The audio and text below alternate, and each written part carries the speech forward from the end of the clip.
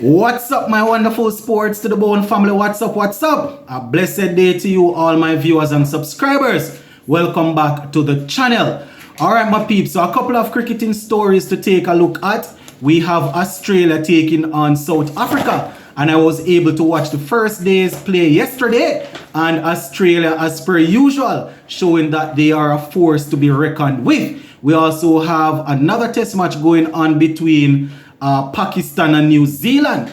Babar Azam getting another century. It's been a while since Babar Azam would have scored a century, and I must tell you, everybody over there in Pakistan, my viewers and subscribers, feeling happy where that is related. We're also going to take a look at Andre Fletcher and another player there that were selected in the best 11 for the Sri Lanka Premier League. Didn't get a chance to talk about that, so all of those things we're going to talk about. Just make sure you hit that subscribe button if you have not yet subscribed, leave a like and drop a comment.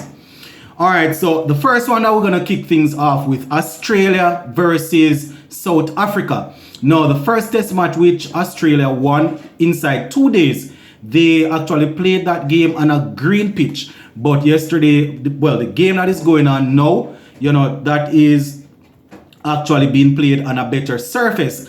And Captain Pat Cummins, he won the toss and decided that he was going to bowl first.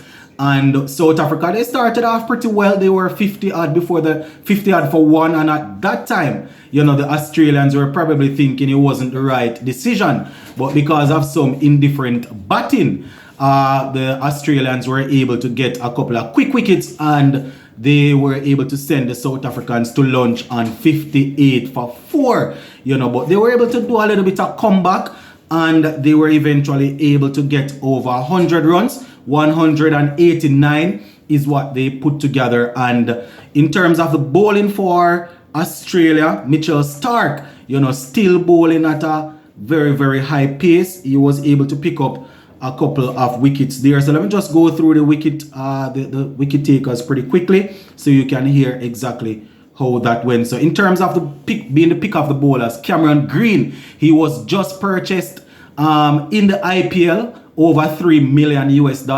He, was able to get 5 wickets, 5 for 27 of his 10.4 overs. We also had Mitchell Starc getting 2 wickets. Scott Boland and Nathan Lyon both took a wicket each. So, Cameron Green, the big all-rounder, you can just imagine how the people over there in the IPL, they are definitely looking forward to seeing him after, seeing what he would have done. Dean Elgar got a good start, was removed for 26. It was actually Jensen, the all-rounder, that made most of the runs for South Africa. Well, he got 59 actually. He got 59 while Kyle was able to get 52. So those were the main run scorers. And Australia going in search of that 189. They are going to resume day 2 on 45 for 1. So 45 for 1, still trailing by 144 runs. And David Warner, who is playing I think he's playing his 100th test match. He's actually on 32 not out.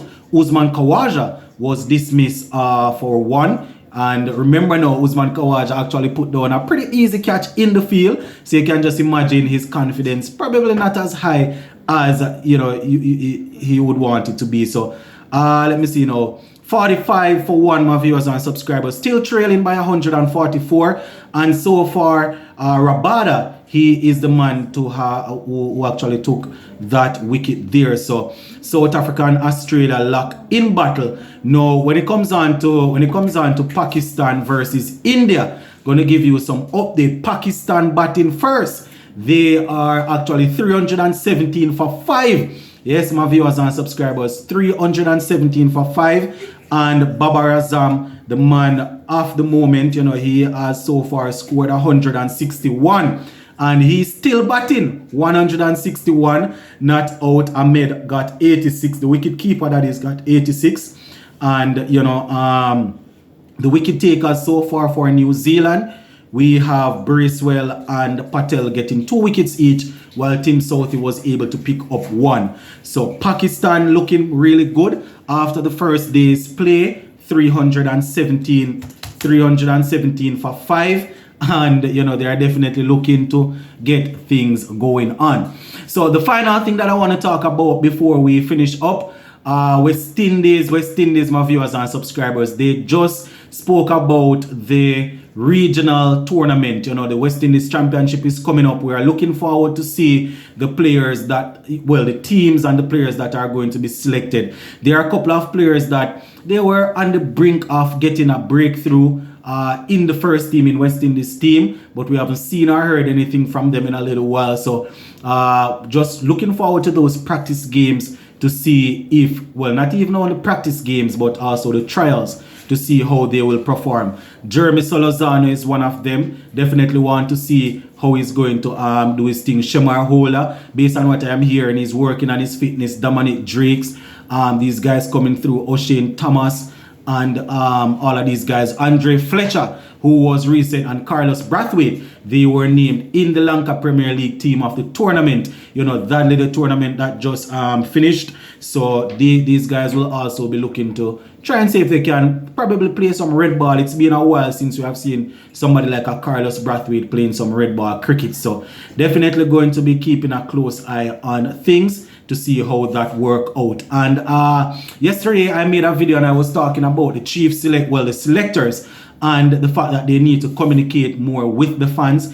I just want to say shout out to everybody in CWI for giving us this triangular tournament. I mean, it's not long, it's just a couple of games that they will play, but at the end of the day, it still extends the season. And once you would have dominated where the regular 4-day cricket is concerned, then you will get a chance to be in that tournament. The youngsters that are going to be playing where the West Indies Academy is concerned, it's an opportunity for them to really step forward and show their skills, because sometimes they don't get the chance. And the fact that they are going to be playing in this tournament now, it's a good chance for them to show what they are capable of. So people like Akeem, not even Akeem Jordan, because we see him doing his thing in the Lanka Premier League, but people like Alec Arthanez, who is going to be playing for his country. We're definitely looking forward to seeing him. Don't know what's going to happen with Brandon King and a couple of other guys, that Casey Carty. These guys, we want to see them in the West Indies middle order pretty soon. So we're going to keep a close eye on how they perform. And just a little bit of football before we leave. The Premier League is back up on us, my viewers and subscribers, at jam-packed day. We had Tottenham, they were only able to play out to a draw earlier today. Plus we had Newcastle doing their thing as per usual. But the big team, Manchester United, will be playing tomorrow, and we're definitely going to keep an eye on how that work out. So yeah, that is basically it, my viewers and subscribers. Gonna leave it right here for now. Sports to the board, keeping you informed. Please remember to like, share, leave us a comment. If you have not yet subscribed, go right ahead and subscribe. I'm out.